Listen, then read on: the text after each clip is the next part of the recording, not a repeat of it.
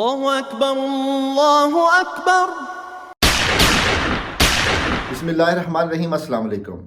آج 13 جولائی ہے اور 13 جولائی کا دن کشمیر کی آزادی کی تحریک میں ایک بنیادی حیثیت رکھتا ہے۔ یوں تو دنیا کی تاریخ میں اور بالخصوص کشمیر کی آزادی کی تحریک میں بہت سارے ایسے واقعات ملتے ہیں جب ریاستی عوام نے غیر ملکی تسلط کے خلاف صدائے حریت بلند کی اور اس آواز بلند کرنے کے پاداش میں انہوں نے قید و بند کی صحبتیں برداشت کیں اور اپنی جانوں کے نذرانے پیش کیے۔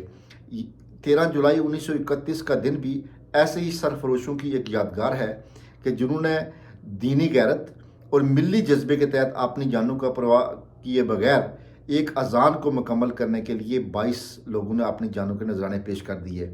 اور یہی وجہ ہے کہ کشمیری لوگ آج آلموسٹ 90 سال گزرنے کے بعد 100 سال ہونے کے قریب ہیں، 2023 چل رہا، 1931 کا ایک واقعہ ہے، آج بھی لوگ ان 22 شہداء کو سلام عقیدت پیش کرتے ہیں جنہوں نے اپنے لہو سے کشمیر کی آزادی کی تاریخ کو اپنے لہو سے وہ داستان رقم کی۔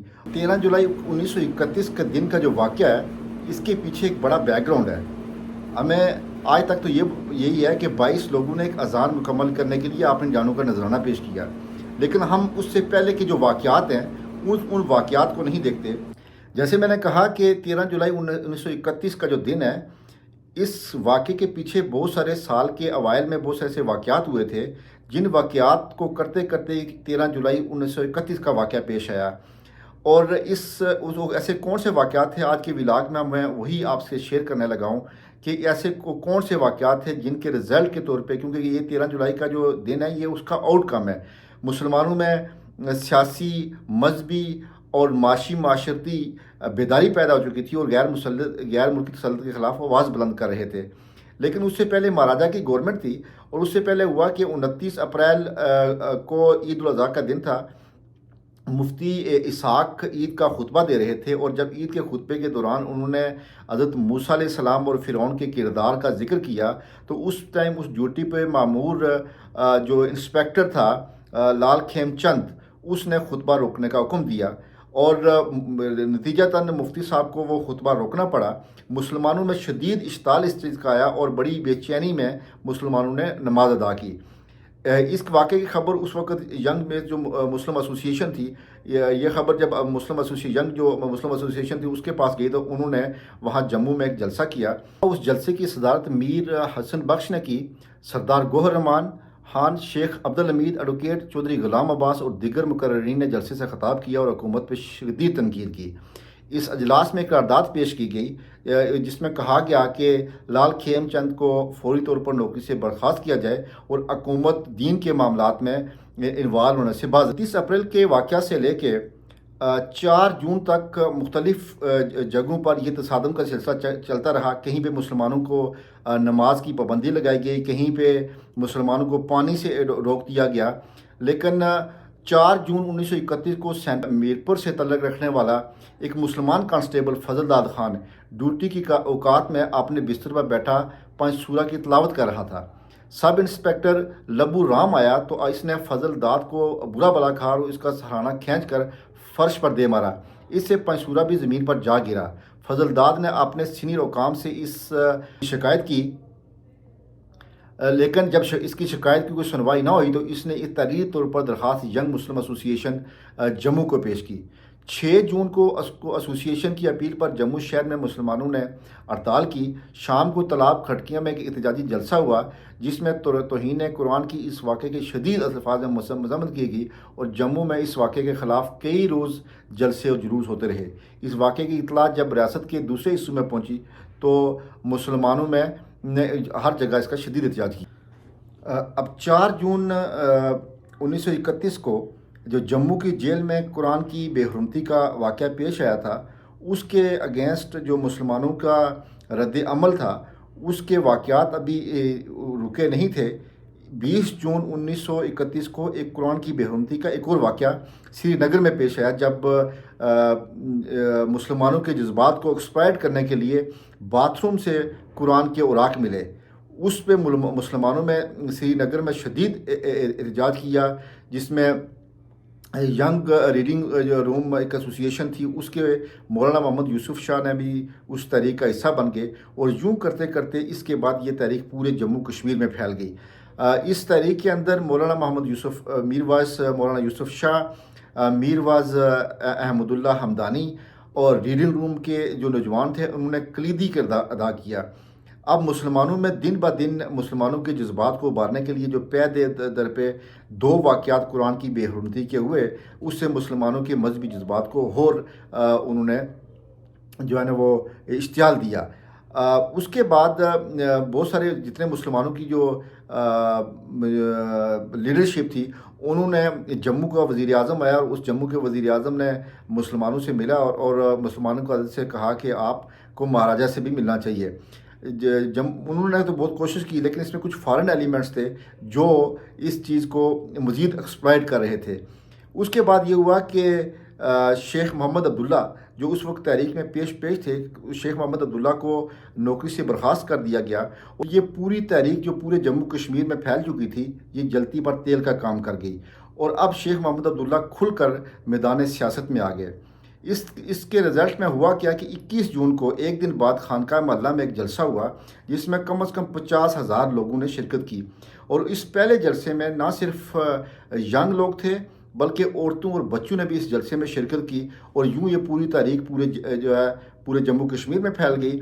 اور اس جو جلسہ ہوا تھا، اس کی صدارت مولانا میرواز یوسف شاہ نے کی اور مولانا احمد اللہ حمدانی نے کی، جبکہ کچھ جن میں مفتی جلال الدین، شیخ محمد عبداللہ، خواجہ غلام احمد حشائی، مولوی عبد الرحیم اور خواجہ غلام نبی گلوکار نے تقریر کی۔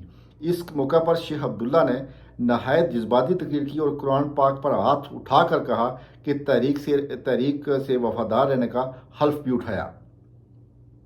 آخر میں مہاراجہ ہری سنگھ سے مجوزہ ملاقات کے لیے 7 رکنی کمیٹی بنائی گئی۔ اس میں خواجہ سعد الدین شال، میرواز مولانا یوسف شاہ، میرواز احمد اللہ حمدانی، آغا سید حسین شاہ جلالی، خواجہ غلام احمد حشائی، مفتی شہاب الدین اور شیخ محمد عبداللہ شامل کیے گئے، جنہوں نے جموں سے 4 مسلمان بھی شامل کیے، اس وفد کے لیے منصب کیے۔ اس میں مستری یعقوب علی، سردار گوہر رحمان، چودھری غلام عباس اور شیخ عبد الحمید ایڈوکیٹ شامل تھے۔ جلسہ ابھی ختم ہونے کو تھا، لوگوں کا ہجوم وہاں سے ختم نہیں ہوا تھا، لیکن مسلمان قیادت تقریریں کر کی اور جو قرارداد پیش کی گئی اور جو کمیٹی بنائی گئی مذاکرات کے لیے، وہ وہاں سے چلے گئے۔ لیکن لوگوں کے ہجوم میں ایک اجنبی نوجوان جس کا نام عبد القدیر تھا، وہ عبد القدیر سٹیج پر آیا اور اس نے ایک ایسی جذباتی تقریر کی جس سے مسلمانوں کے جذبات اور ابھرے۔ اس تقریر کے دوران اس نے کہا، مسلمانوں، ان قراردادوں اور یادداشتوں سے کچھ فرق نہیں پڑنے لگا، نہ ہی یہ ظلم و ستم کم ہونے لگا ہے۔ اس نے راج محل کی طرف اشارہ کر کے کہا کہ اس محل کی اینٹ سے اینٹ بجا دو۔ مسلمان، کیونکہ وہ اچھا خاصا سیاسی مقرر تھا اور مسلمانوں کے جذبات ابھر چکے تھے، اور اس کی تقریر سننے کے بعد وہاں پہ مسلمانوں میں اشتعال پیدا ہوا اور اس کا شدید رد عمل ہوا۔ اب وہ تقریر کر کے وہاں سے اجنبی نوجوان چلا گیا، وہاں نسیم باغ سے اس عبد القدیر کو شام کو گرفتار کر لیا گیا۔ اب کیونکہ عبد القدیر نے مسلمانوں کی ہمدردی کی بات کی تھی، اور اب مسلمانوں کی قیادت نے فیصلہ کیا کہ عبد القدیر کا مقدمہ وہ خود لڑیں گے۔ اس کے لیے انہوں نے ایک کمیٹی بنائی۔ اس سلسلے میں جو کمیٹی بنائی گئی، اس میں مولوی محمد عبداللہ ایڈوکیٹ، پیر قمر الدین، مسٹر غلام محمد پر مشتمل کمیٹی بنائی گئی، اور عبد القدیر کی رہائی کے لیے احتجاجی جلسے بھی شروع ہو گئے۔ چونکہ ریاست میں یہی اپنی نوعیت کا پہلا سیاسی مقدمہ تھا، اس لیے لوگوں کو اس میں خاصی دلچسپی لی۔ اب چونکہ عبد القدیر گرفتار ہو چکا تھا اور مسلمانوں نے اب فیصلہ کر لیا تھا کہ مسلمان اس کے جو کیس کی پیروی کریں گے، اور نہ صرف مسلمان لیڈرشپ بلکہ عام پبلک بھی عبد القدیر کو سپورٹ کر رہی تھی۔ اب 13 جولائی کا وہ دن جس دن 22 مسلمانوں کی شہادت تھی، وہ دن آ پہنچا، جس سے پہلے کہ قرآن کی بندش، نماز کی بندش، قرآن کی بے حرمتی، اس طرح کے واقعات ہو چکے تھے۔ جب 13 جولائی والے دن عبد القدیر کو جموں کی سینٹرل جیل میں جج کے سامنے پیش کیا گیا، اور جب جہاں بہت سارے مسلمان اکٹھے تھے، مسلمان فلک شگاف نعرے لگا رہے تھے، جب جج کے لیے مین گیٹ کھولا گیا تو اسی اسنا میں بہت سارے مسلمان اندر چلے گئے، اور اس نے جج نے فوراً حکم دیا، کرشن لال نے جو پنڈت تھا وہاں کا سیشن جج، اس نے حکم دیا کہ مسلمانوں کو گرفتار کیا جائے۔ ابھی اس کی سماعت شروع نہیں ہوئی تھی اور نماز کا وقت ہو گیا۔ نماز کا جو ہی وقت پہنچا تو ایک مسلمان نے وہاں پہ نوجوان نے اذان دینا شروع کی۔ جو ہی اذان دینا شروع کی تو وہاں پہ پولیس نے فائرنگ سٹارٹ کر دی۔ اللہ اکبر اللہ اکبر۔ پہلے ہی اللہ اکبر پر جب گولی چلی تو اس گولی کے جو شخص اذان دے رہا تھا وہ شہید ہو گیا۔ اس اذان کو ختم کرنے کے لیے 22 مسلمانوں نے پے در پہ شہادتیں پیش کی، لیکن اذان مکمل کی۔ یہ دنیا کی تاریخ میں یہ پہلی اذان تھی، پہلی اور آخری، جس کو مکمل کرنے کے لیے 22 مسلمانوں نے اپنی جام شہادت نوش کیا۔ یہ ایسا نہیں ہے، ابھی آپ دنیا کے اندر آپ دیکھیں جب احتجاج ہوتے ہیں، جب گولی چلتی ہے تو لوگ وہاں سے چلے جاتے ہیں، لیکن اذان کے لیے لوگوں نے نہ صرف اپنی ملی بیداری کا ثبوت دیا بلکہ مذہبی غیرت کا بھی مظاہرہ کیا، اور مسلمانوں نے اپنی اس اذان کو مکمل کرنے کے لیے اللہ اکبر سے لے کے لا الہ الا اللہ تک 22 مسلمانوں نے جام شہادت نوش کیا۔ یہ پوری دنیا کی تاریخ میں ایسی مثال نہیں ملتی۔